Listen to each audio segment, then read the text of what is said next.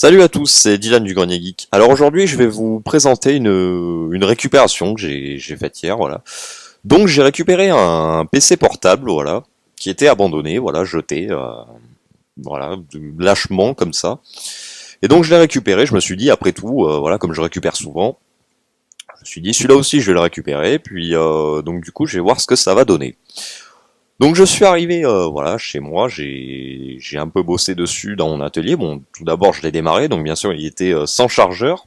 Et déjà bon petit problème constaté, voilà, c'est que la prise chargeur était morte. Donc voilà, mais bon après deux trois bidouilles que je vais vous montrer après, c'est reparti, voilà. Et j'ai pas tellement compris parce que ce PC était, enfin voilà, il fonctionnel on va dire à 90%. Donc voilà, donc il s'agit d'un PC portable Toshiba. Voilà, que je vais vous présenter de suite. Voilà, donc, le voici. Voilà.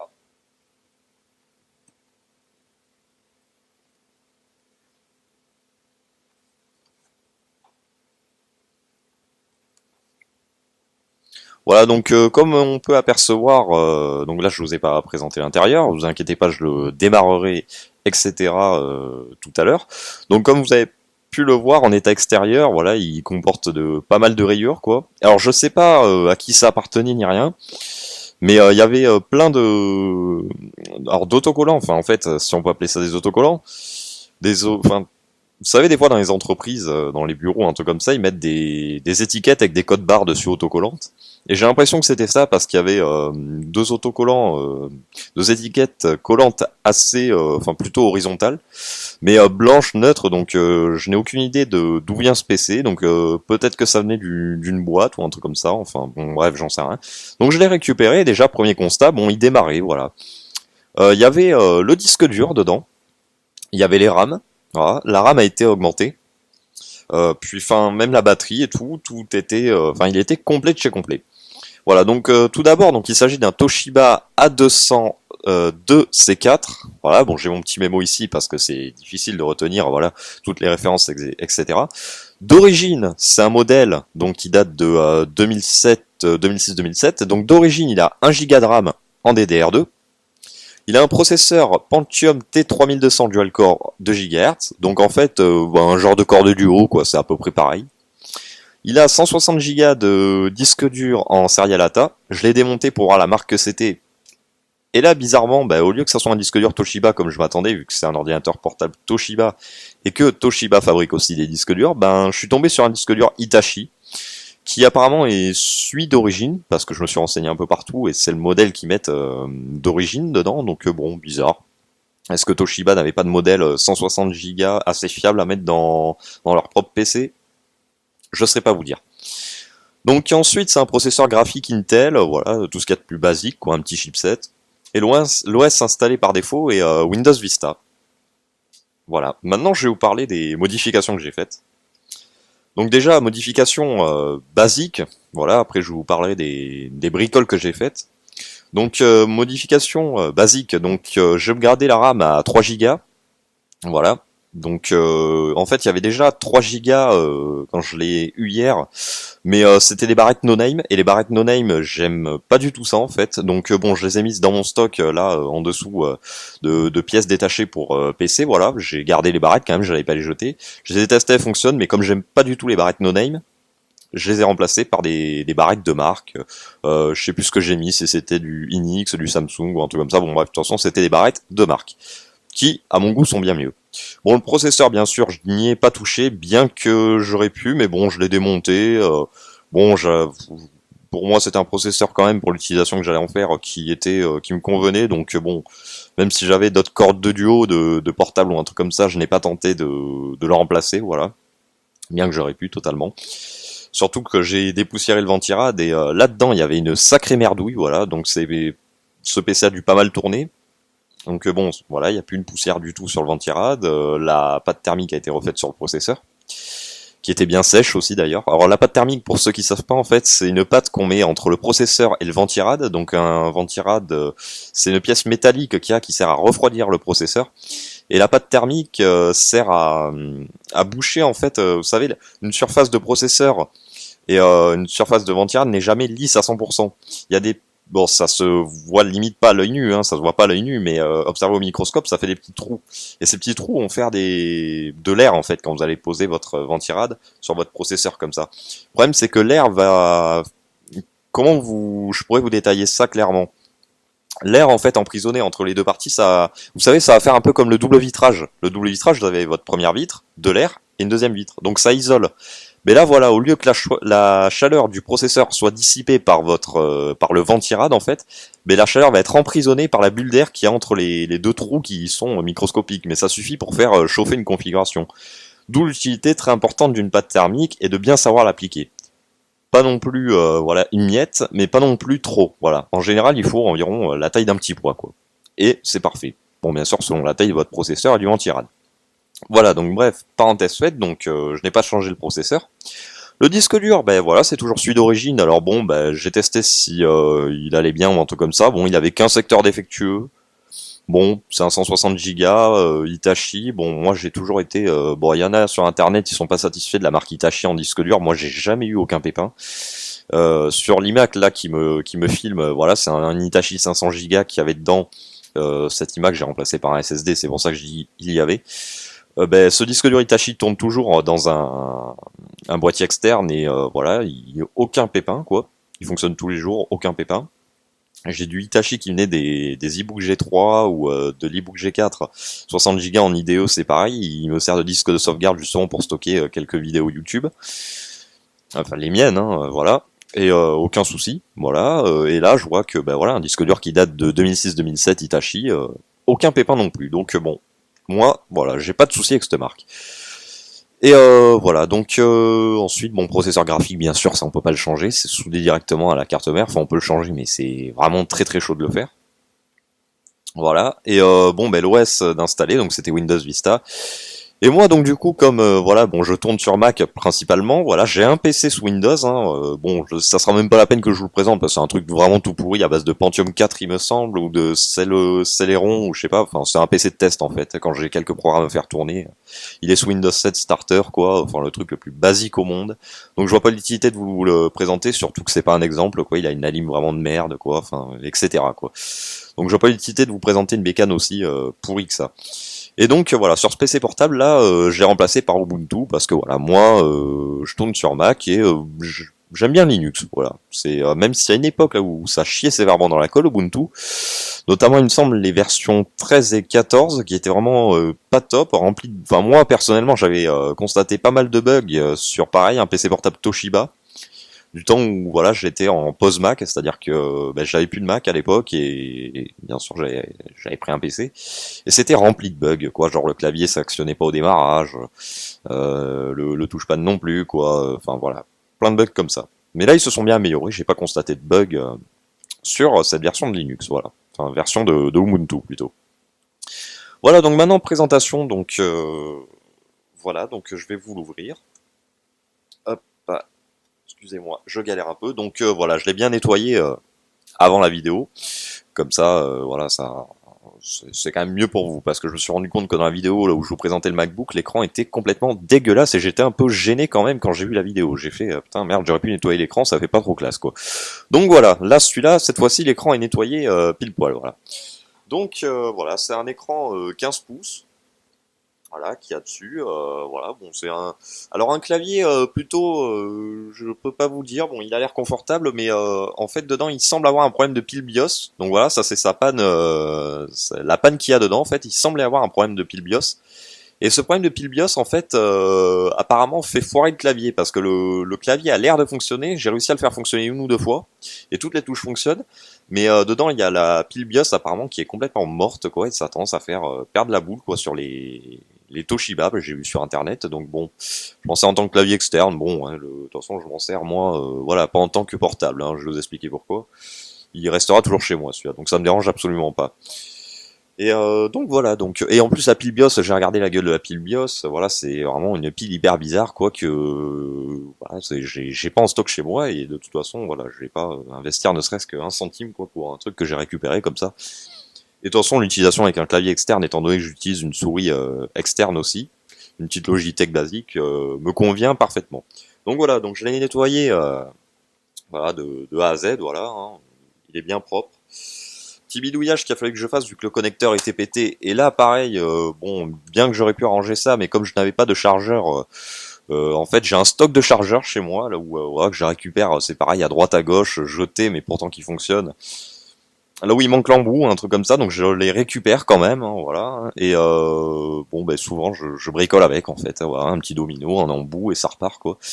Et là, comme j'avais pas d'embout compatible avec les prises que j'avais en stock, voilà, les prises connecteurs de charge quoi, sur le PC, bon, ben j'ai fait une petite bidouille, voilà, bon, qui est pas trop top non plus, mais bon, voilà, c'est un ordi comme je vous dis qui ne sera jamais déplacé, il sortira jamais de chez moi, franchement, donc c'est c'est un ordinateur transportable, quoi, on va dire. C'est-à-dire, c'est portable, voilà, mais il sortira jamais de chez moi, quoi. Donc bon, c'est limite un ordinateur fixe compact, quoi.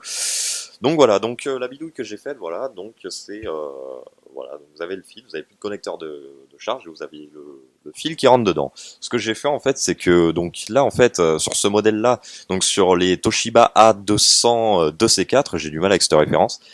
Donc le connecteur de charge n'est pas directement soudé sur la carte mère en fait. La carte mère s'arrête à la moitié de la coque en fait, enfin la moitié de l'ordinateur dedans.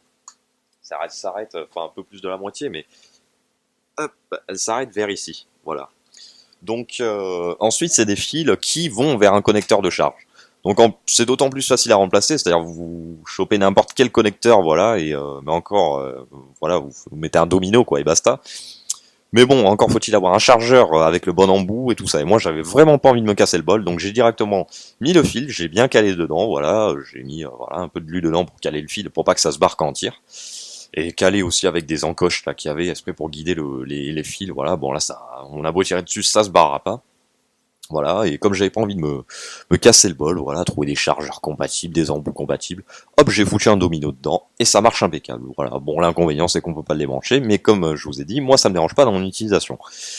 Donc voilà, donc ça c'est la seule grosse, parce que c'est pas une grosse bidouille quoi, mais bon, la seule bidouille que j'ai faite dedans, hormis le nettoyage et tout ça, mais bon, ça c'est tout à fait normal. Donc voilà, donc maintenant je vais vous le démarrer, voilà, donc il est un peu lent au démarrage, hein, donc je pense que c'est la faute au disque dur qui est, voilà, plus très jeune, mais bon, après, en disque dur de dispo, voilà, j'ai que du SATA 1 en fait, et je pense que c'est du SATA 1, du Serial ATA 1, norme 1 qu'il y a dedans. Donc en fait que je le remplace avec celui qu'il y a dedans ou celui qu'il y a dans mon stock informatique, je pense que ça reviendra au même. J'ai même pas testé et j'en suis quasiment sûr en fait.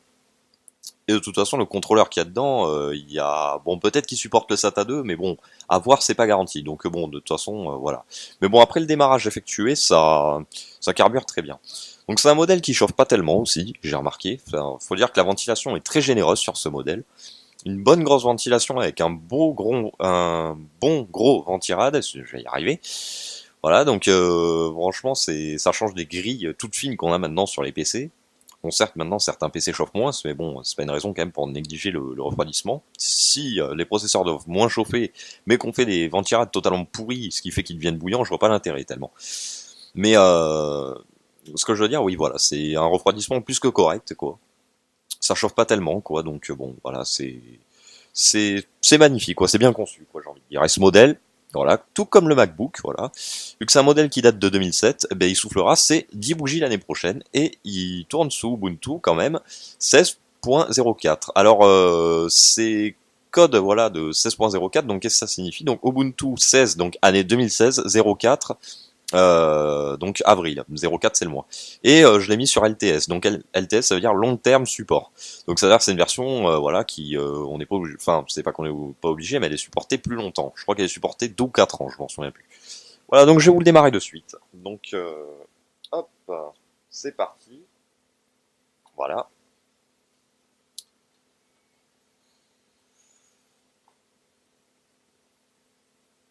Alors je sais pas si voilà, vous allez vu que le clavier